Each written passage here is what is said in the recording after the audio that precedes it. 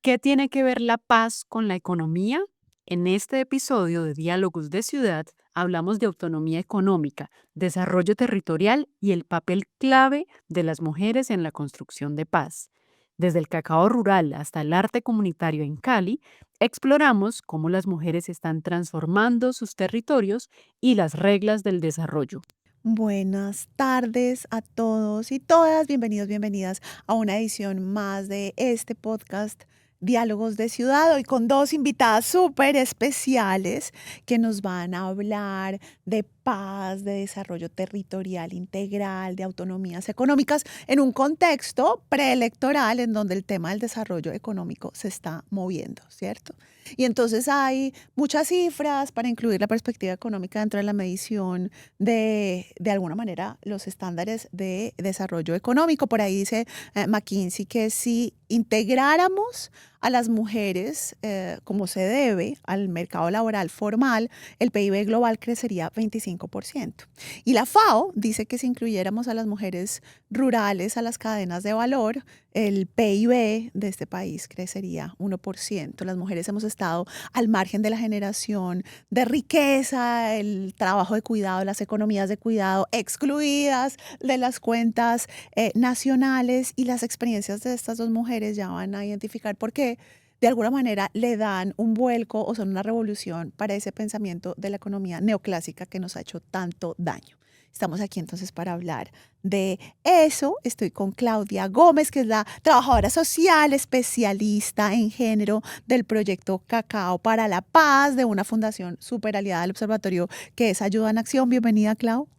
Lina, muchas gracias por la invitación. Un gusto estar en este espacio. Bueno, Muchas gracias a vos. Y María Muñoz, Hola, que la hola. conocimos en el diplomado, que nos ha juntado y nos ha hecho tantas juntanzas tan poderosas, trabajadora social también, y está en una fundación ahora que van a ver para que se sorprendan, que se llama Juventudes, Arte y Vida, trabajando en la Comuna 20. ¿Desde hace cuánto tiempo, María? En la Comuna 20 estamos hace aproximadamente 24 años. Yo llevo 7 años en el proceso y bueno, aquí estamos. Muchas gracias por la invitación y estos números y que mencionas a los que de los que las mujeres estamos al margen, pero ahí hemos estado siempre en la base de la construcción de esta sociedad y sosteniéndola precisamente. Justamente, sosteniéndola pese a que todo se caiga, eso nos demostró la pandemia. Clau, pero quisiera empezar por ese tema de las autonomías económicas. Fundación Ayuda en Acción, entre otras organizaciones en el Valle del Cauca y en el Pacífico Extendido, le apuestan a trabajar por la autonomía económica de las mujeres, porque las mujeres podamos tener de alguna manera soberanías económicas para decidir por nosotras mismas, para labrar caminos de vida. Estábamos explorando otro episodio en el que decíamos si una mujer tiene autonomía económica, pues tiene garantía de derechos al IVE, por ejemplo, pero además tiene garantía de derechos a la no violencia porque se puede ujú. desprenderse de su agresor más sencillo. ¿Cómo lo trabajan ustedes y cómo ese trabajo en concreto con la mujer rural en el cacao nos enseña que la autonomía económica es fundamental? Bueno, les cuento. Desde el proyecto Cacao para la Paz desarrollamos un proyecto que se desarrolla en 3 subregiones de nuestro país, Nariño y Norte del Cauca. Trabajar la autonomía económica evidentemente es clave para romper las desigualdades y también romper los ciclos de violencia, efectivamente. Entonces, en ese sentido, pues es importante cómo durante los procesos vamos fortaleciendo a las mujeres en toda su capacidad para tomar decisiones, fortalecemos su capacidad para asumir liderazgos que ya los venían asumiendo, pero digamos hay que dar unos elementos e insumos adicionales. Entonces, cuando estamos hablando de autonomía económica, finalmente se vuelve súper necesario que en todos los procesos se aborde. En ese sentido, en la cadena de valor de cacao, como tú lo mencionas, en la fundación trabajamos desde unos aspectos como es el darle acceso a conocimientos. ¿Y eso qué implica? ¿Sí? Las mujeres hemos aportado históricamente a todos los procesos productivos, a generación de ingresos en los hogares. Sin embargo, también es evidente que es invisibilizado el trabajo que hacemos, aportando desde una economía del cuidado, claro está, pero también desde el proceso de fortalecerse sus capacidades técnico-productivas, por ejemplo. Entonces, un elemento clave para el empoderamiento económico y que las mujeres logren una real autonomía es esa transferencia de conocimientos. Entonces, lo hacemos desde eso técnico-productivo, desde el acceso a recursos. ¿Sí? Es clave que las mujeres puedan acceder a recursos productivos, pero pueden acceder, pero también cómo tienen acceso, uso y control de esos recursos productivos. En ese sentido, pues, por ejemplo, el acceso a nuevas tecnologías, a herramientas de trabajo que en el marco, pues, de la cadena de valor, pues, trabajamos desde lo productivo, el proceso de transformación, ¿sí? Del cacao, pero también cómo las mujeres pueden acceder a ese eslabón de la cadena, que es, por ejemplo, el acceso a nuevos mercados, a fortalecer todo su proceso, sus habilidades para la comercialización. Entonces, en ese sentido, Lina, cobra mucha importancia, esos conocimientos que se brindan a las mujeres para que se empoderen y puedan tener mayor participación. En la cadena de valor de cacao, los hombres han tenido un dominio, sí, y visibilidad. Sí. Las mujeres hemos estado un poco más detrás de, pero aportando. Entonces, en ese sentido, es como las mujeres cacaocultoras de las regiones donde estamos abordando el proyecto, digamos, asumen esos liderazgos y esa participación de una manera más estratégica también. ¿Sí? La autonomía se logra cuando las mujeres finalmente pueden de manera estratégica incidir y participar. Entonces, pues la cadena de valor pues tiene estos procesos y en esa línea entonces se recibe formación para ellas desde las necesidades, porque esa es la otra. Estamos trabajando con organizaciones mixtas, entonces donde hay hombres y mujeres, y eso allí cómo lo hacemos. Entonces implica incorporar el enfoque de género. Es bueno, en qué nivel están los hombres en ese conocimiento y en qué nivel estamos las mujeres, qué nos hace falta para poder ejercer ese proceso productivo con mayor liderazgo, ¿sí? Y negociar con esos hombres desde unas condiciones de mayor igualdad, porque efectivamente hemos negociado no hemos podido negociar porque hay desigualdad. Entonces, eso en el eslabón de lo productivo. Entonces, es mirar esas necesidades específicas que ellas tienen y en lo productivo.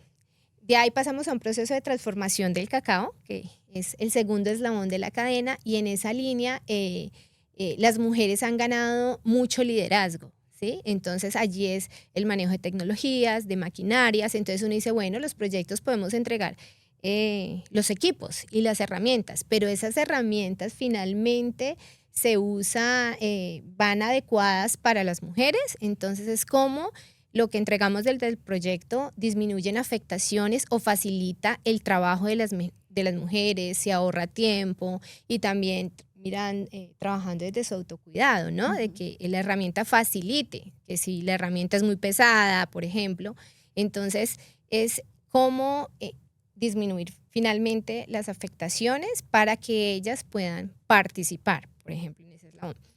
En el eslabón de la comercialización, cuando trabajamos los procesos de autonomía económica, es que ganen confianza en sí mismas. Entonces ahí es donde miramos cuáles son esas habilidades blandas que hay que fortalecer en las mujeres en procesos de negociación, por ejemplo. Las ¿sí? power skills. El trabajo, digamos, cómo inciden en un mercado donde influyen tantos actores y donde ellas tienen que ganar confianza de ir a ese mercado y dar a conocer, por ejemplo, su producto, ¿no? Entonces, en esa línea también allí hay que fortalecer unas habilidades blandas en las mujeres, trabajo en equipo, porque también hay que fortalecer ese trabajo sororo entre las mujeres, porque trabajamos con organizaciones, algunas mixtas, algunas de solo mujeres. Entonces saber cómo reconocer y visibilizar el aporte de cada una de las mujeres a ese proceso productivo. Y finalmente, Lina, el trabajar la autonomía económica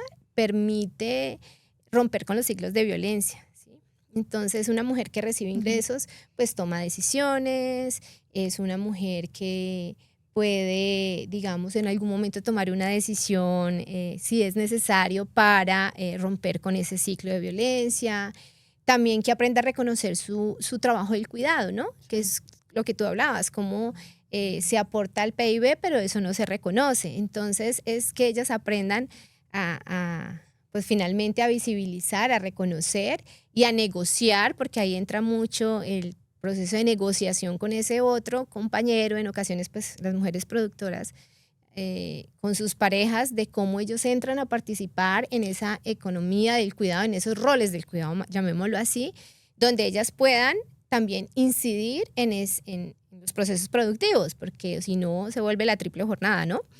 Entonces, en esa línea, pues también hacemos un trabajo con los hombres. Nos ha tocado empezar a hacer un trabajo con los hombres cacaocultores para que los procesos de negociación se faciliten, ¿sí? Entonces, ha sido un trabajo, vamos en ello todavía, nos queda un tiempo de proyecto, pero digamos que sí es todo un proceso, un engranaje de acciones que permita que las mujeres puedan estar y participar finalmente, tener mayor gobernanza y toma de decisiones en toda esa cadena de valor, Lina.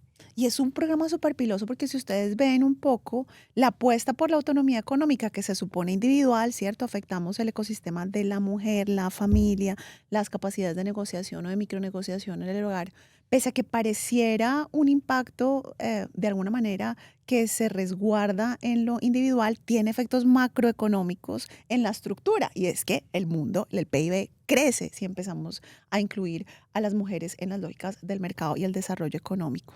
Y justo, Mari, el trabajo que tienen ustedes es un trabajo que también implica muchas revoluciones porque es un Bastante. trabajo desde el desarrollo integral, ¿cierto? Desde el enfoque territorial, mirarse el desarrollo también como una categoría que hace agua, mirarlo desde la perspectiva crítica. Y en tu trabajo y en el trabajo de la fundación hay un rol muy importante de las artes. Cuéntanos cómo es todo eso. Sí, al margen de eso, yo tengo una pregunta que me surgía y que he visto como en procesos comunitarios rurales y que quiero hacerte y es Ujú. a propósito de esa participación femenina, sociedades de cuidado, mujeres que cuidan a sus hijos, a sus esposos, a sus familias. ¿Qué pasa con esos hijos? ¿Cómo hacen? ¿Les ponen guarderías? ¿Les facilitan el cuidado de sus hijos para que tengan la participación? Porque tanto en lo rural como en lo urbano, siempre frente a la capacitación de las mujeres, de nosotras, existe esa barrera. ¿Con quién Claro. dejo a mis hijos?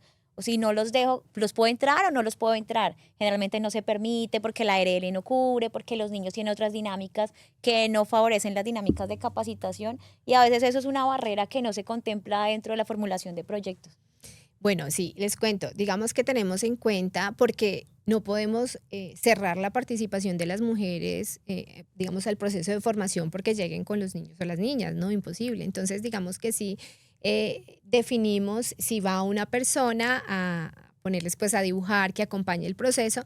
Pasa algo en nuestra comunidad cacaocultora y es que tenemos una comunidad muy adulta mayor, el 70% en la cadena de valor de cacao, pues son productores y productoras muy adultas mayores. Entonces, pues digamos que ya han pasado por ese ciclo de su vida y digamos no ha sido una situación que se presente, que se lleven siempre los niños o las niñas, pero cuando si llega a pasar o por ejemplo cuando hacemos una actividad un poco más grande o evento, tenemos en cuenta actividades donde los niños puedan desarrollar sus actividades complementarias o alternas más vale al proceso que estamos desarrollando aquí con la comunidad.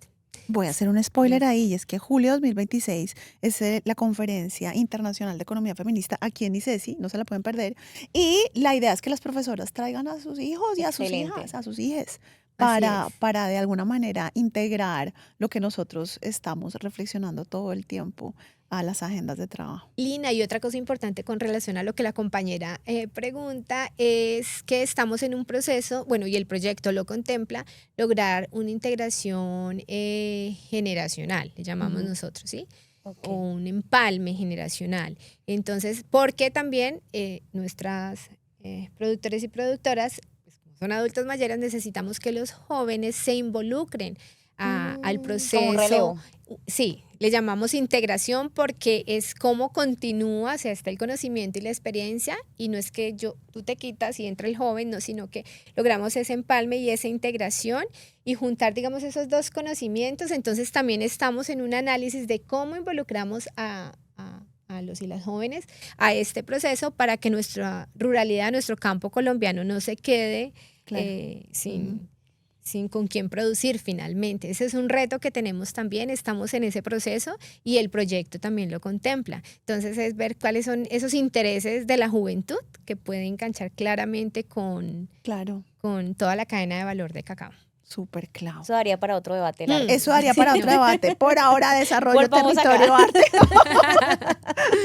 ¿Qué decís, No, Mari? está muy interesante y muchas gracias por la aclaración porque siempre he visto eso como un obstáculo muy estructural que a veces cuando formulamos los proyectos de capacitación no lo vemos. No lo vemos nosotras mismas como mujeres, dadoras y poseedoras de vida y cuidadoras, y que me parece súper importante dimensionar.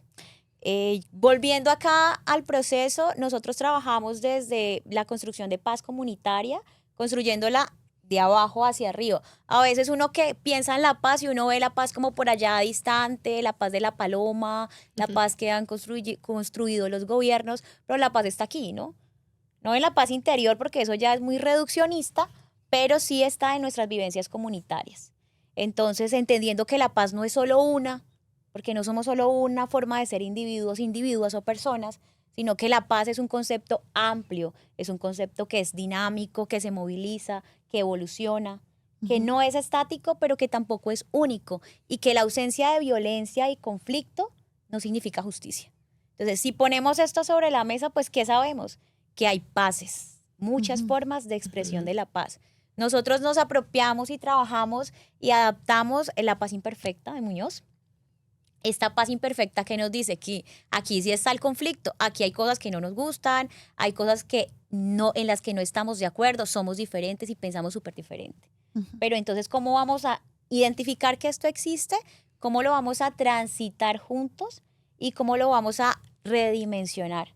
Y es allí donde llega la construcción de acuerdos, la gestión autoemocional, pero la gestión comunitaria, la construcción de redes comunitarias. Todo esto es lo que construye la paz que vivimos nosotros los colombianos día a día, la paz que viven ustedes en sus casas, nosotros en las comunidades, en los salones, la paz que vivimos en la casa cuando todos estamos comiendo y no nos gusta lo que uno hace, lo que el otro hace. Esa es la construcción de paz. Y a propósito de la Comuna 20, en la Comuna 20 de la ciudad de Cali, más popularmente conocida como Siloé, pues realmente es una comuna y uno de sus barrios más emblemáticos, más conocidos es Siloé. Entonces uno mira hacia la comuna, hacia la loma, que Cali también es loma, y pues piensa que allá está Siloé, pero esa es la Comuna 20. La Comuna 20 es un territorio donde hay muchos líderes y lideresas comunitarias y muchos procesos de base comunitaria, tanto para el turismo, tanto como para procesos culturales, para la reconstrucción y para la preservación de la memoria de la comuna, que han ayudado a la reconstrucción del tejido social. Y desde allí trabajamos nosotros. Somos Juventud Arte y Vida, trabajamos con niñas, adolescentes y jóvenes en riesgo de exclusión social, en riesgo de consumo de sustancias psicoactivas, en una zona de la era donde no existen suficientes referentes sociales, pues uno es lo que conoce. Entonces, en esa creación de nuevos referentes sociales, desde ese eje artístico apoyamos a la construcción de sentido de vida, de proyecto de vida, a resignificar el conflicto, a escoger otro camino diferente a la violencia y a crear paz comunitaria. En el entendido de que la paz nos pertenece a todas, todos y todes. Y que este granito que lo podemos hacer más allá de lo reduccionista, lo podemos construir juntos. Claro.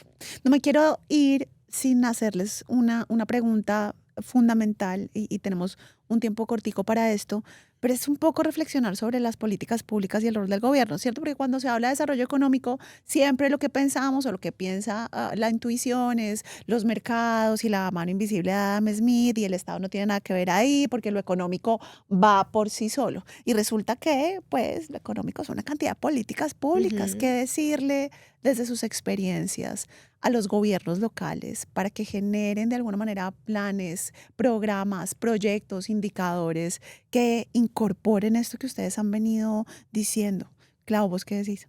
Bueno, es clave cómo los diferentes actores que hay en los territorios se tienen que articular para generar procesos que promuevan y dinamicen la economía de las regiones o de nuestro territorio. En ese sentido, tener esos espacios de articulación, llámese entidades público-privadas de cooperación, se vuelve clave. Porque a veces se hace un trabajo como muy individualizado. Precisamente tú estabas haciendo la pregunta y nosotros en el proyecto, de la mano pues con las organizaciones con las que trabajamos, las organizaciones de productores y productoras, tenemos un espacio que se llama APP, que es la articulación público-privada, ¿sí?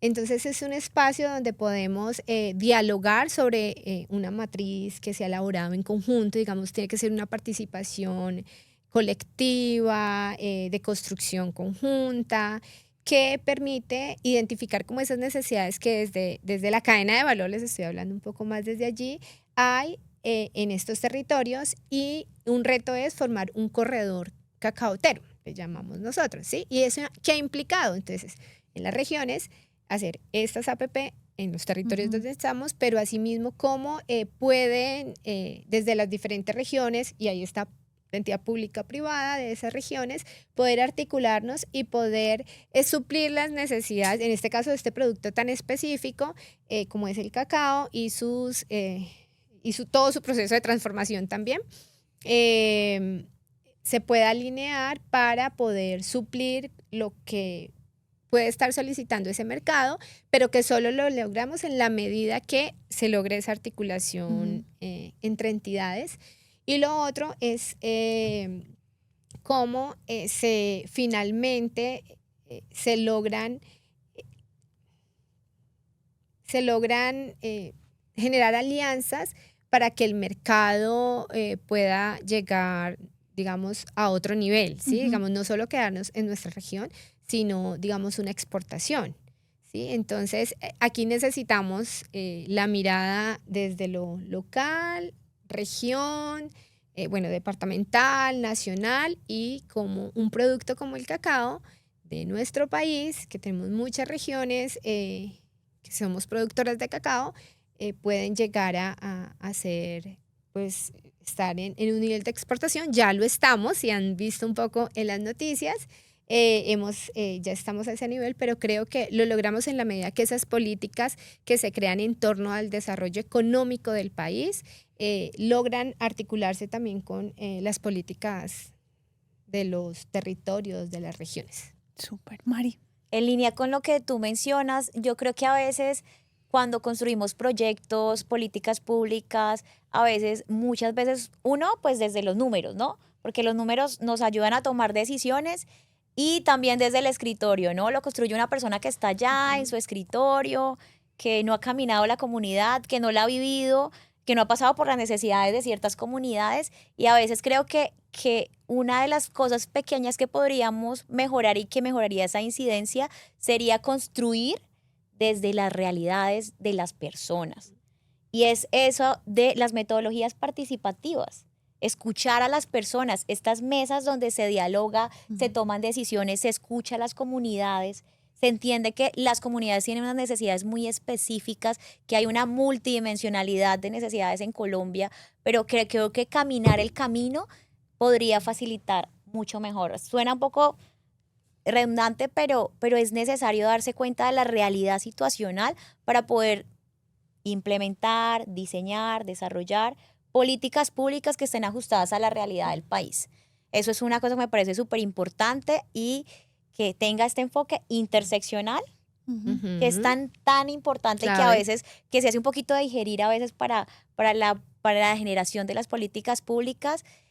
Y también creo que el clientelismo, el cómo voy yo, que el dinero, que el dinero se dilata y cae para otras arcas, para arcas muy individuales, que a veces no terminan brindándole bienestar a la población, y que el dinero que realmente va a llegar, o que el bienestar, en que ese dinero se va a transformar en artículos de bienestar, en bienestar para las comunidades, pues no termina llegando lo que debe llegar.